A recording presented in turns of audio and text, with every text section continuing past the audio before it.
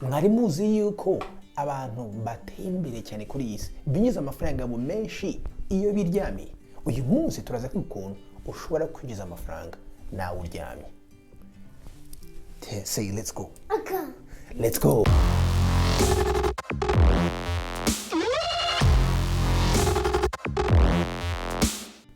Nongere kubasuhuza abakunzi ba VIP TV, muraho se VIP mumeze neza murakomeye cyane. Ndumva mbakumbuye, ndumva nakwinjiramo nkaza nkabayambira. Sose n'uyu munsi nkuko dusanzwe tuganira, uyu munsi turaza kuganira kuri 3 types of income. Uyu munsi ibintu muza kumva uyu munsi ni ibintu no mu ishuri batigeze babigisha, ndetse n'ibintu ababyeyi banyu benshi batigeze babigisha. Hari umugabo witwa Robert Kiyosaki bavuze ngo hari ibintu yabyanditse mu gitabo cye, aravuga ngo hari ibintu abakire bigisha abana babo, ngo ariko abantu bo hagati ndetse n'abakene batazi kandi batigisha abana babo. Uyu munsi nibyo tuza kuganira kuri 3 types of income, cyangwa se uburyo butatu abantu binjiza amafaranga bari ku isi yose. Uburyo butatu, hari uburyo butatu bwonyine. So izi 3 types of income zo turuze kuganira uyu munsi. Nivuga ngo rero kuri kiganiro wowe cyubonye bwa mbere ni ikiganiro tuganira bya kwiteza imbere, entrepreneurship ndetse na business. Nivuga ngo niba uri mushyashya subscribe, hanyuma ukomeze ujye muri channel yacu, ushakishe muri playlist, uraza kubona ama video menshi ukuntu watangiza business, y'ukuntu se saving amafaranga, y'ukuntu wakora amafaranga, utuntu watangiza ku ruhande. Harimo ibintu byinshi tuganira muri channel. Hanyuma rero ikindi uyu munsi reka utangire video uyu munsi. Huko nari mbabwiye rero ibi ni ibintu mutigeze mwumva handi.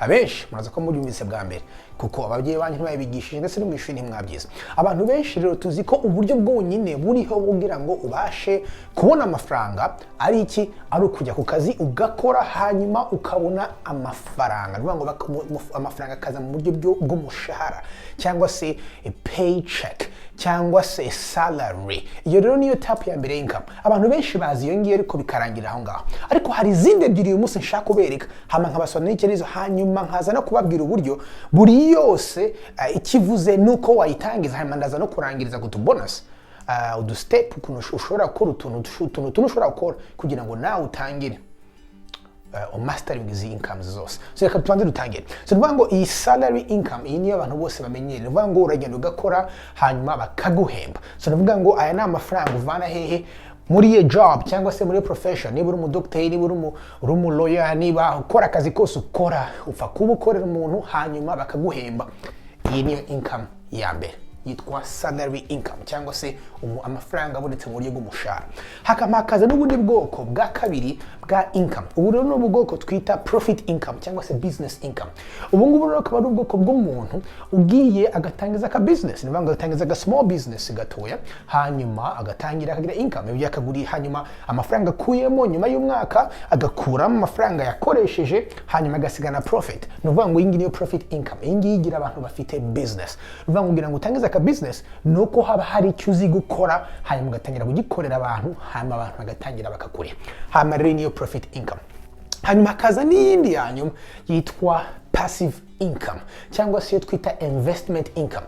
Iyi ngiyi ni income ya mbere nziba kubera yuko ushobora kugenda ukicara kuri beach. Ndabizi abantu benshi bakunda kwicara kuri beach, kandi kwicara kuri beach biraryoha, ariko nta kintu cyiza kwicara kuri beach kandi amafaranga ariho arisuka kuri konti yawe. Hanyuma ikindi kintu ntanubwo hari ikintu cya mbere cyiza no kujya mu gitanda ugasinzira, hanyuma bigize saa 9 z'ijoro igitotsi kimeze nabi, amafaranga akomeza kisuka. So icyo ngicyo rero nicyo twita passive income. So niba ngo reka dutangire turebe ukuntu izi income zose zikora. Reka no tubanze kuvuga ku kintu cyambere cya time. Reka turebe uko umwanya wawukoresha ahantu hose uko ari hatatu. Nuvuga ngo abantu bari hano abambere bafate bari muri income ya mbere cyangwa se babona amafaranga gusa mu buryo bwo guhemba, ikintu bakora batanga umwanya wabo bakabaha igiceri. Ni ukuvuga ngo you trade, nicyo bita gutradinga your time for money. Ni ukuvuga ngo urakora hanyuma wamara gukora bakaguhemba. Ni ukuvuga ngo iyo urangije gukora utashye saa 11 cyangwa saa 10 cyose urangiriza ku kazi,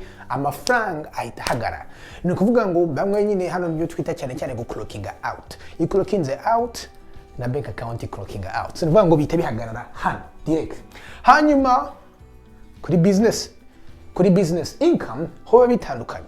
Noneho time yaho ntabwo gusa aba ari wowe ukora, avuga ngo ubukora ariko n'abandi nabo bakora. Si ukuvuga ngo ushobora muri business kugira abakozi, nivuga ngo urakora n'abandi bagakora. Umwanya wawe ntabwo ubutanga wonyine, ahubwo ubukoresha n'umwanya w'abandi bantu.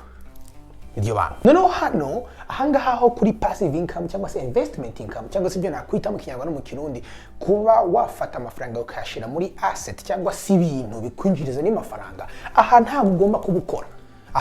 Aho uricara amafaranga akomeza yisuka, uraryama amafaranga akomeza yisuka. Ni ukuvuga ngo ahangaha ni umuntu ushobora kugenda akagura nk'ikintu nka real estate, akagura nk'inzu akayipangisha. Ni ukuvuga ngo bakomeza kumwishyura yaba akora cyangwa se abadakora, yaba yiryamiye cyangwa se yaba ari maso. Hanyuma aha ngaha handi wagura ama stocks cyangwa ama bonds, ugura ama funds, ibyo bintu byose iyo byinvestishishingemo amafaranga uyashiramo rimwe, hanyuma wangiza ukicarira, amafaranga akomeza agakora. Sivuga ngo ahangaha nta time uba ushizemo. Ahangaha nicyo kintu. Kandi mwibuke, umuntu araruha ariko amafaranga yo ntaruha, akora ijoro n'amanywa. Niyo mpamvu ari byiza cyane niba uri hano gusa muri salary cyangwa se mu bantu babona amafaranga gusa biciye ku mushahara wabo, ari byiza cyane gutangira gutekereza ukuntu wagera hano muri business ndetse ukagera na hano muri passive cyangwa se muri investment. Akabyo tuza no kuganiraho ukuntu ushobora kugenda ubikora. Noneho reka tuve ku kintu cy'umwanya tujye ku kintu cya tax. Ikintu buri abantu bamaze ngera mu rwego hejuru bibaza cyane buri munsi ni ikintu cyitwa tax. Abantu vraiment bakiri hasi ntago bibatekereza tax, ariko yiba waruzi yuko niba hari expense ya mbere ugira cyangwa se dépense ya mbere ugira ni tax. Nivuga ngo kandi murebe ukuntu hano ibintu bimeze. Iyo umuntu akiri hano mu gihe cya salary w'abantu babona imishahara, tax yawe iba ari 40%. Ni ukuvuga ngo niba uhembwa ibihumbi 100, ibihumbi 60 nibyo net, nibyo utahana mu rugo. Ibindi bihumbi 40 bisigara mu bintu nka payroll tax cyangwa se FICA. Iyo twita FICA ni ukuvuga ngo ni federal, ugashira ugakoramo zose za social security n'ibiki byose, hanyuma even at the end of the year bakazongera bakagutax. Ni ukuvuga ngo umuntu uri hano ari 40%. Rimwe na rimwe mu state hano muri Amerika henze cyane nka za California na New York, yukombanya taxes yose yo kuri payroll ndetse na state na federal bishobora muri 51%. Ni mwibaze namwe gukorera ibihumbi 151 byose bikarisha muri tax. None ka tureba abantu bakora business. Abantu bakora business iyo tugiye kuri tax biratandukanye. Abantu bakora muri business icyambere tax yabo ntabwo baba tax kuri gross, baba taxed kuri net. Nuvuga ngo umuntu mu businessman arakora amafaranga yakoreye niba ari miliyoni, bakabanza bagakuramo amafaranga yose adipanshije. Nuvuga ngo agasigara nk'ibihumbi 300. Ibi gatatu bisigaye nibyo bamutaxingaho. Kandi ubu ngubu muri Amerika corporate tax iri kuri 21%. Nimwibaze 21%. Umuntu urakorera uyu arariha 40%, uyu ufite business ari 21%. So si ibyo byonyine, ahangaha niho abantu nk'aba Warren Buffett mu gitabo cye yaravuze ngo umusekreteri we Warren Buffett ari mu bantu ba mbere 5 bakize ku isi. Warren Buffett mu gitabo cye yaravuze ngo umusekreteri we ariha amafaranga menshi muri tax kumurusha. Nukubera corporate taxes ziba ziri hasi cyane ukurikije na taxes z'abantu bose. Kandi ibi ngibi ni ibintu biri mu bihugu byose. Kubera iki? Kubera yuko bamvantasha abantu mu business n'abantu mu investment kugira ngo batangize ibi bintu, kuko iyo ukoze ibi bintu uha akazi, ubuzamura ekonomi y'igihugu kandi uha akazi abantu. Hanyuma rero ikindi kintu twagera hano muri investment cyangwa se muri abantu bafite amazu cyangwa se amafunds baguze cyangwa amabonds, ama investment bashizemo, aba bantu bo babona ibintu, bashobora kubona capital gains cyangwa se bakabona ama dividends, ubwo byose bibinjiriza bivuye mu mantuze yabo. Tax yabo ni hagati ya 15 na 20%. Nimwibaza. So wawundi ukorera salary araraha 40%, ufite business 20%, hanyuma uyu nguyu mu investor 15%. Rimwe na rimwe nko muri real estate, ngiye nkora real estate ndabizi, iyo ufashe inzu ukayivugurura ukayikora neza, warayiguze 100,000 uranguze ukayigurisha 150, ayo mafaranga 50 niyo bita capital gain. Ubundi ayo mafaranga 50 yo bagukwiye kwishyuraho 20%. Ariko iyo ufashe ugakora ikintu cyitwa 1031 exchange, ibi ni ibintu navuga undi munsi, ayo mafaranga urayafata ukongera ukayagura indi building kuri zero tax. Ibi ngibi rero abantu benshi bakora muri real estate, n'abantu benshi bumvise President Trump ukuntu atigeze ariha taxes mu myaka ingahe ishize, no gukoresha amabanga ya real estate cyangwa se gushira amantuza amafaranga muri investment. Ikiro ni ikintu gikomeye. Ni kuvuga ngo mwibaza kuri time hano haratsinzwe, kuri tax hano haratsinzwe. Niyo mpamvu iyi income niyo income ya mbere mbi mbi kubera yuko murabona yuko umwanya wawe wose ugomba kurimo hano kandi wishyura n'amatax menshi. Hanyuma kandi ikindi nacyo nkubwire, tunagarutse ku kintu ushobora kuvuga uti ariko se ntabwo byoroshye kwinjiramo hano, ntabwo byoroshye kwinjira hariya. Ibyo uvuga ni ukuri. Impamvu abantu benshi bahera hano ni uko kwinjira hano biroroshye. Twize twumva yuko ubuzima ni ukujya mu ishuri warangiza ukabona degree, wamara kubona degree ukajya gukora, hanyuma wamara gukora ukabona akazi keza ukabaho neza. Ariko ubu tumaze kubona ko muri kino gihe ntibikibaho. Dufite abantu benshi muri Afrika ndetse ubu ngubu no muri Amerika bafite ama degrees ariko dafite ikintu abamariye. Ni ukuvuga ngo ahangaha ntihagikora, ahangaha ntihagikora nkuko twari tubizi. Ubu ngubu icyambere no gutangira gutekereza ahangaha ni impamvu abantu benshi batahajya muri business. Ni ukubera ko ahangaha bitumbe kwinjiramo bisaba ibintu bimwe na bimwe bisaba yuko icyambere ubanza ukamara umwanya munini wiga researchinga ukongera ubumenyi bwawe. Icyo rero kubera ko abantu benshi batagikunze, badakunze kwiga no kuresearchinga no gusacrificinga ngo bongere ubumenyi bwawe, niyo mpamvu benshi batangiza business zabo. Ko gutangiza business bisaba sacrifice ariko bisaba na skills. Nuvuga ngo izo skills ugomba kuzishaka hanyuma ukazikoresha. Ikindi kintu nacyo hano muri passive income, passive income mpamvu abantu benshi batahagera nuko bisaba capital. Hano bisaba capital kugira ngo winjire. Nuvuga ngo udafite amafaranga real estate nta kuntu wayigura, cyangwa se ama bonds, cyangwa se ama funds, byo ntabwo wabona uko ubigura. Akaba ariyo mpamvu ngiye kwagura step duto nihuse, kuko ushobora gutangira from here hanyuma ukabona ndetse wagera no muri izi zingahe. Nukuro murabiza VIP abaguma nanjye bakageza ku musozo ngomba kubaha ka bonus. Niba ngo ka bonus rero nukuntu ushobora gukurande mushobora kuvuga uteka ubgaye. Ibyo ntabwo byoroshye kubikora. Urabivuga wenda kubera yuko uri muri Amerika cyangwa se gutya na gutya na gutya. Akunda kubwiza ukuri n'abanyamerika benshi ibintu batabikoze. Sinivuga ngo it's not ahuri cyangwa se ubwenge ufite cyangwa n'iki, ariko ni ibintu bimwe na bimwe byoroshye ugomba gukora. Icyambere. So step enye. Iyi step ya mbere of course ugomba gutangira na salary income. Yitwe sinyo twatangiriyeho. Natangiye mfite ubuzi butatu. Nakora ubuzi butatu bune nkakora nkumva umutwe ugiye gusa.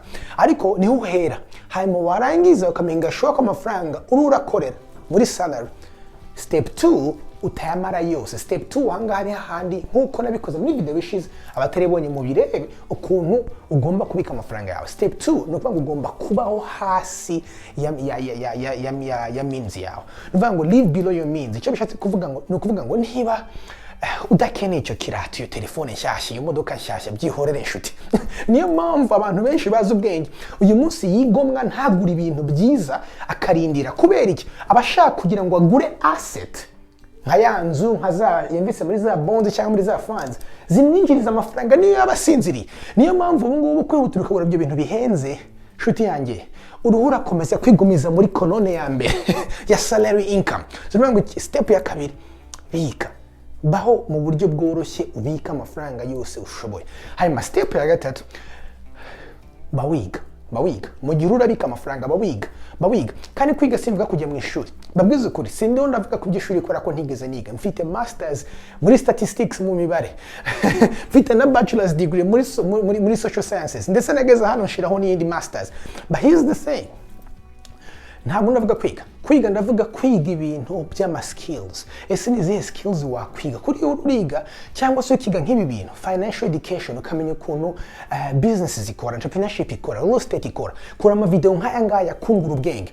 Kuko iyo kunguye ubwenge gatuma ubwenge bwawe bukora amafaranga wa savings agera ahantu icyo gihe ufite ibitekerezo ko wamaze kubyiga by'ibintu ukora nuko bigenda. Hanyuma rero step ya kane ni time management. Ugomba kumanage umwanya wawe. Kubera yuko urumva niba ufite akazi ka salary hanyuma kandi ushaka gutangira ka business ku ruhande ukaba ndetse ushaka no kuba watangira kugura asset akwinjiriza amafaranga usinziriye, ibi bintu bisaba yuko uba serious ku mwanya wawe.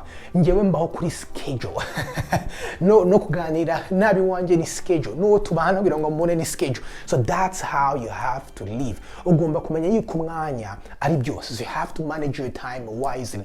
Hari umuntu wavuze ngo hari abantu benshi bavuga ngo time is money. Wrong. Ntabwo time ari money. Time ni everything. Time is life. No kuvuga ngo umwanya n'ibintu byose. Sivuga ngo umwanya utawubitse neza babipfuye. Niyo mpamvu mu VIP utakomeza gutanga umwanya wawe muri salary ngo baguha amafaranga kuko iyo utanze yo time uba utanze n'ubuzima bwawe ahubwo tangira utekereze ugera ahantu noneho wazajya uryama amafaranga akinjira hanyuma ukabasha kugera mu cyo twita financial freedom. Iyo rero nicyo bibyifurije kandi kuri iyi channel tugira amavideo y'ibyo bintu byose navuze. Dufite amavideo y'ukuntu ushobora gukora time management, amavideo y'ukuntu ushobora gutanga to business ku ruhande, amavideo y'ukuntu ushobora gusavinga amafaranga, ndetse ni video imwe nakoze ku kuntu ushobora kwiga mu makosi dutandukanye ku ma university ya mbere akomeye hano ku isi ku buntu. Zirwa ngo VIP ntacyo tutakoze. So God bless you VIP, ndabakunda cyane, bye bye.